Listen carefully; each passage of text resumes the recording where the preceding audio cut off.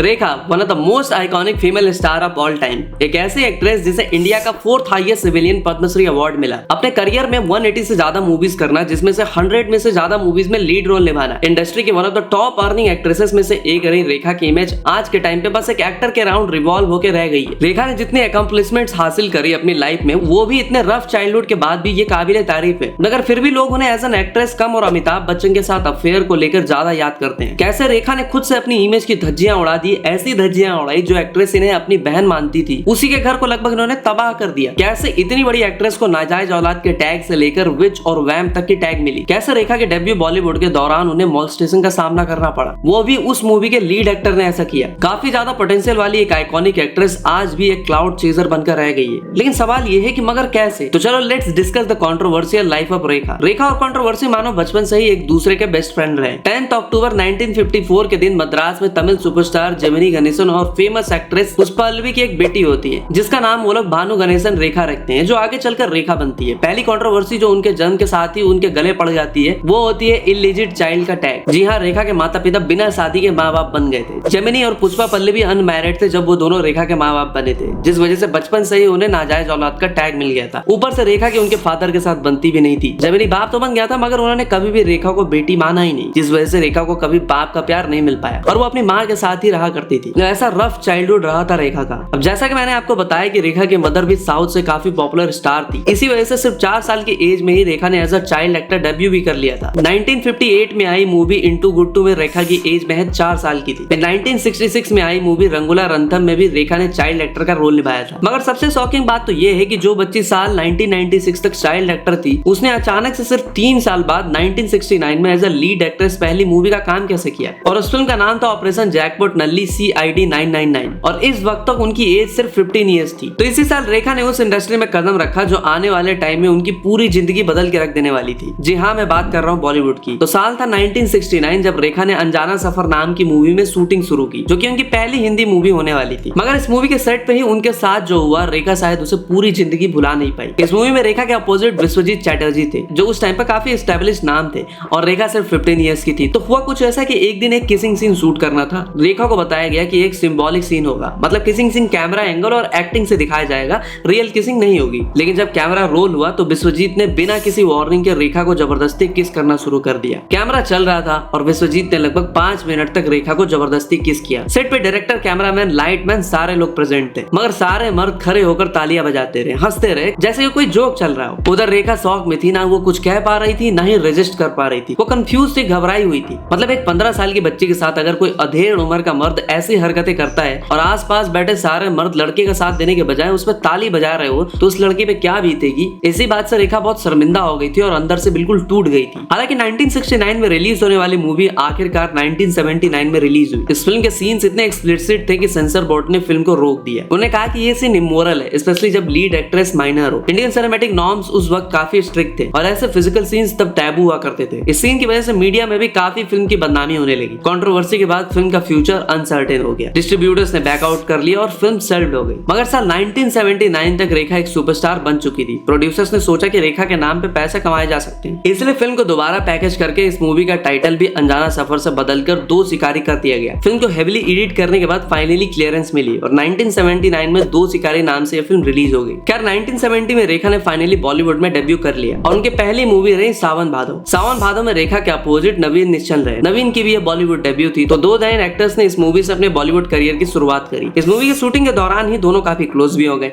मगर यह फिर काफी दिन तक चल नहीं पाया क्योंकि नवीन का किसी दूसरे एक्टर्स पे दिल आ गया। इसके बाद रेखा की लाइफ में आए उस वक्त के सुपरस्टार जितेंद्र और रेखा के अफेयर ने काफी सुर्खियां बटोरी। इंटरेस्टिंगली जितेंद्र उस वक्त ऑलरेडी शोभा कपूर के साथ रिलेशनशिप में भी थे, इवन बिफोर रेखा उनकी लाइफ में आ गई। फिल्म एक बेचारा की शूटिंग के दौरान रेखा और जितेंद्र के बीच क्लोजनेस बढ़ने लगी, लेकिन जितेंद्र ने कभी भी शोभा को छोड़ने का डिसीजन नहीं लिया, चाहे उनका रेखा के साथ रिलेशनशिप ही क्यों ना चल रहा था। शूटिंग के दौरान एक दिन रेखा ने जितेंद्र को ये कहते हुए सुन लिया कि रेखा तो सिर्फ टाइम पास है। यही बात सुनकर रेखा का दिल टूट गया और वो अंदर से काफी हर्ट हुई, जिसके बाद उसी वक्त उन्होंने जितेंद्र से ब्रेकअप करने का फैसला ले लिया। रेखा का सबसे प्रोमिनेंट और मेमोरेबल रिलेशनशिप रहा विनोद मेहरा के साथ। रेखा विनोद के चार्म से काफी इंप्रेस हो गई और विनोद भी उनकी तरफ अट्रैक्ट हो गए थे। दोनों के बीच इतना स्ट्रॉन्ग कनेक्शन था कि उन्होंने सीक्रेटली शादी तक कर ली थी, लेकिन ये शादी ज्यादा दिन टिक नहीं पाती है। टाइम्स ऑफ इंडिया के एक छपी रिपोर्ट के अकॉर्डिंग एक फिल्म मेकर ने बताया कि जब विनोद ने रेखा को कलकत्ता, जो कि आज कोलकाता है, वहां ले जाकर अपनी मां कमल मेहरा से इंट्रोड्यूस कराया तो वहाँ रेखा के साथ काफी हार्श ट्रीटमेंट हुआ। उन्होंने बताया कि विनोद की मां ने रेखा को धक्का दे दिया और जब रेखा रोती हुई लिफ्ट की तरफ भागी तो उन्होंने चप्पल उतारकर रेखा को मारने तक की कोशिश की। रेखा शॉक में थी। विनोद उनके पीछे भागे और उन्हें समझाने लगे कि प्लीज अंदर चलो, काम डाउन, सब ठीक हो चुका है। लेकिन रेखा के लिए ये एक्सपीरियंस बहुत ही इंसल्टिंग और हार्ट ब्रेकिंग था। बाद में जब सिमी ग्रेवाल ने 2004 में उनसे इंटरव्यू में पूछा तो उन्होंने ये कहकर डिनाई कर दिया कि उनकी कभी विनोद मेहरा से कोई लीगल मैरिज या मैरिटल रिलेशनशिप थी ही नहीं। Later, I think you were about 18. You married Vinod Mehra. Excuse me? When you were in 1973. Excuse me? Your marriage was there? No. You didn't marry him? No. For 2 months? Like I was married to Farooq Abdullah No, and no, Sanjay no, Dutt. but you didn't live with him at all. No. Anybody can say anything. You're asking me? Yes, I'm telling asking you.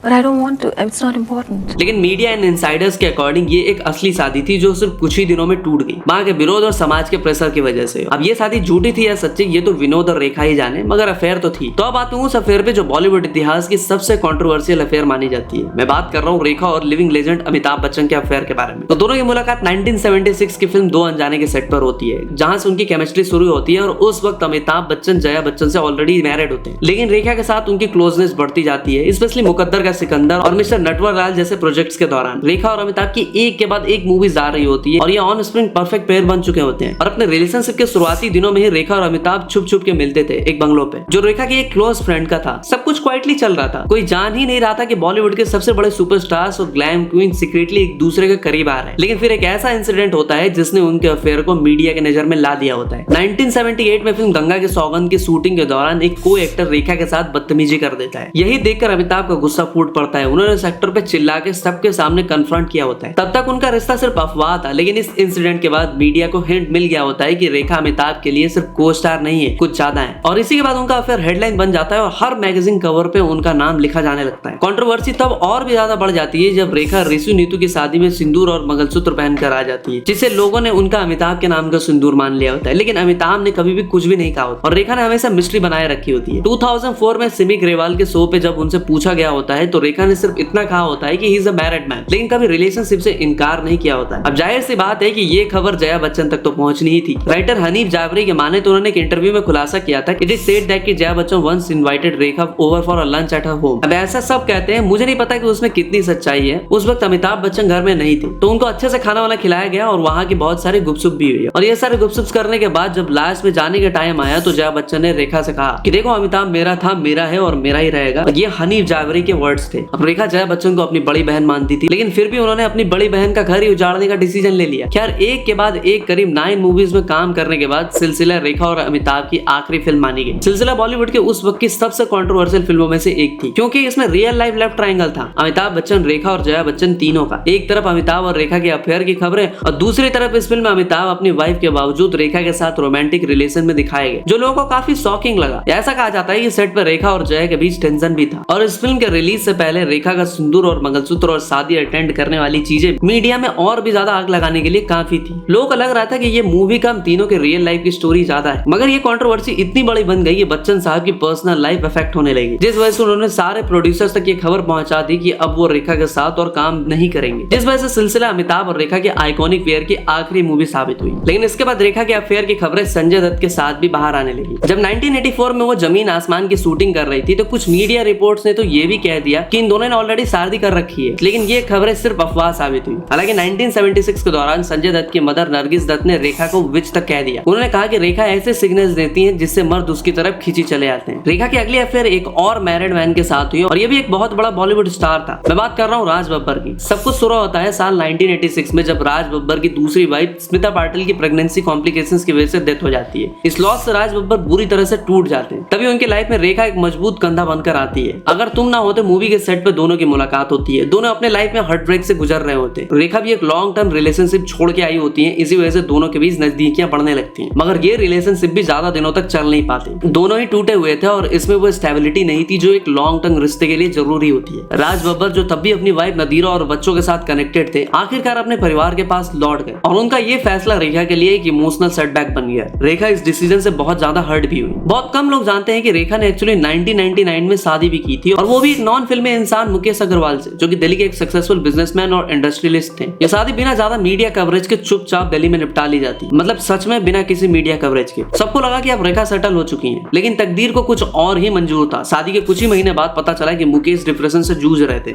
और 2 अक्टूबर 1990 के दिन उन्होंने suicide कर लिया। इस tragic incident के बाद रेखा एक बार फिर से अकेली हो जाती है। इस इंसिडेंट के बाद अनुपम खेर और सुभाष घई ने रेखा को नेशनल वैम्प तक कह दिया था, मगर कुछ ही टाइम तक, क्योंकि रेखा ज्यादा दिनों तक मर्दों से दूर नहीं रह पाती थी। अगली अफेयर उनकी एक और को स्टार से होती है, जो उनसे एज में 13 ईयर्स छोटे होते हैं, साथ ही साथ एंगेज्ड भी। जी हाँ, मैं बात कर रहा हूँ अक्षय कुमार की। साल 1996 में खिलाड़ी और खिलाड़ी के सेट पर रेखा और अक्षय कुमार की पहली मुलाकात होती है। उस वक्त अक्षय ऑलरेडी रवीना टंडन के साथ सीरियस रिलेशनशिप में होते हैं, लेकिन रेखा का उनके लिए एक्सट्रीम कंसर्न, उनके लिए लंच डब्बा भेजना, उनकी पर्सनल केयर करना, ये सब अक्षय को भी रेखा की तरफ अट्रैक्ट करने लगा था। अगर आपने मेरी अक्षय कुमार वाली वीडियो देखी होगी तो आपको पता होगा कि अक्षय कितने बड़े खिलाड़ी थे। खैर, ये रिलेशनशिप भी ज्यादा दिनों तक टिक नहीं पाती, क्योंकि रवीना को ये सब बिल्कुल भी पसंद नहीं आ रहा होता और अक्षय की पर्सनल लाइफ में भी प्रॉब्लम्स बढ़ने लगती हैं इस अफेयर की वजह से। रवीना के इंटरफेरेंस की वजह से ये रिलेशनशिप भी ज्यादा दिनों तक चल नहीं पाती। तो फाइनली इस अफेयर के बाद रेखा के लव लाइफ पे फुल स्टॉप लग जाता है और रेखा ने भी कहीं ना कहीं एक्सेप्ट कर लिया होता है कि उनकी जिंदगी में किसी मर्द का टिकना इम्पॉसिबल है। रेखा की लव लाइफ हमेशा उनके करियर से ज्यादा कंट्रोवर्शियल और हाईलाइटेड रही। लोगों ने उनकी एक्टिंग की वजह से कम, बल्कि उनके अफेयर्स, खास करके अमिताभ बच्चन के साथ रही उनके अफेयर्स की वजह से ज्यादा जानते हैं। और कहीं ना कहीं इन सब में रेखा का भी बहुत बड़ा हाथ था। अमिताभ तो रेखा से मूव ऑन कर गए थे,